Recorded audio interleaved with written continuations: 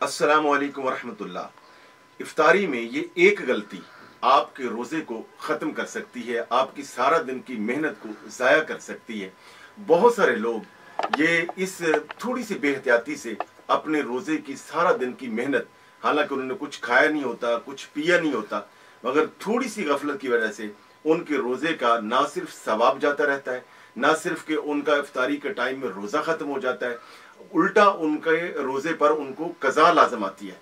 और वो गलती क्या है, इसको समझना ज़रूरी है कि जो अक्सर लोग इफ्तारी के टाइम भी ये गलती करते हैं और बहुत सारे लोग सहरी के टाइम पर भी ये गलती करते हैं। यानी बहुत सारे लोग जो हैं वो मुअज्जिन की अजान के साथ बहुत सारे लोग जो हैं वो सुबह मुअज्जिन जब अजान देता है तो वो सहरी का इख्तिताम करते हैं, और बहुत सारे लोग मुअज्जिन की अजान सुनकर इफ्तार करते हैं या अलार्म होने पर या हूटर के बजने पर वो रोज़ा इफ्तार करते हैं। ये बात याद रखें कि रोज़ा के इफ्तार के लिए ना अजान शर्त है, इसी तरह ना ही सहरी के इख्तिताम के लिए जो है वो अजान शर्त है। अजान जो है वो तो नमाज के लिए, वो तो जमात के लिए। रोज़ा का ये समझ लीजिए मसला कि रोज़ा का टाइम कब से कब तक है। रोज़े का जो टाइम है वो इख्तिताम सहर से लेकर गुरूब आफ्ताब तक है, यानी वो तुलुए फजर से लेकर गुरूब आफ्ताब तक है। हाँ, ये है कि मुअज्जिन की अजान वो हमारी सहरी और इफ्तारी में मुआविन हो सकती है, मगर वो शर्त नहीं है।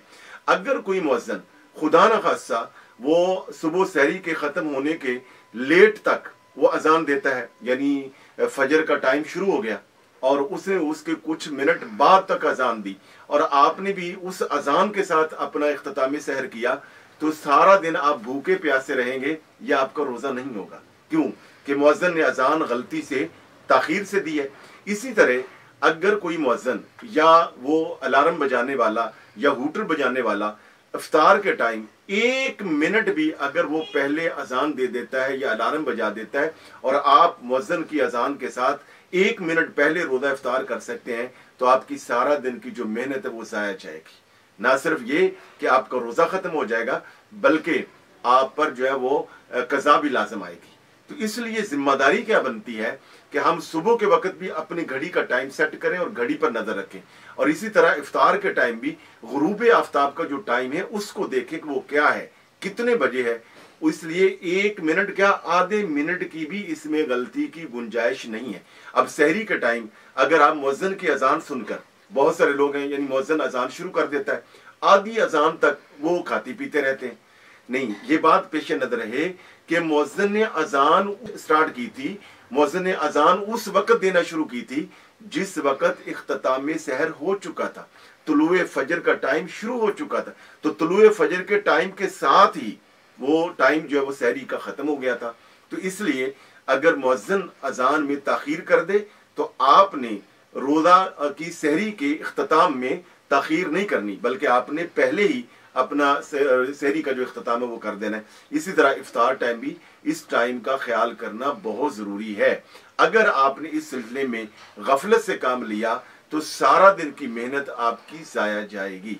तो चूंकि ये जो टाइम है, यानी सुबह जैसे ही सहरी का टाइम ख़त्म होता है, तुलुए फजर से लेकर शाम तक जितनी भी जायज़ ज़रूरियात है, जो जो शरीयत ने हम पर हद लगाई है, पाबंदियां लगाई हैं, खाना नहीं है, पीना नहीं है, इसी तरह घर के अंदर मियाँ बीवी हैं, तो इस तरह के तमाम जो जायज़ उनके जो ताल्लुकात है वो भी ख़त्म है और वो खा भी नहीं सकते, पी भी नहीं सकते। ये सारी पाबंदियां अपने ऊपर हैं और ये उस वक्त तक रहेंगी जब तक गुरूब आफ्ताब नहीं हो जाएगा। एक मिनट भी अगर आपने पहले रोज़ा इफ्तार कर लिया तो ये गलती आपके रोज़े को ले डूबेगी, आपका सवाब ज़ाया हो जाएगा, बल्कि उल्टा आप पर कज़ा भी लाजम आएगी।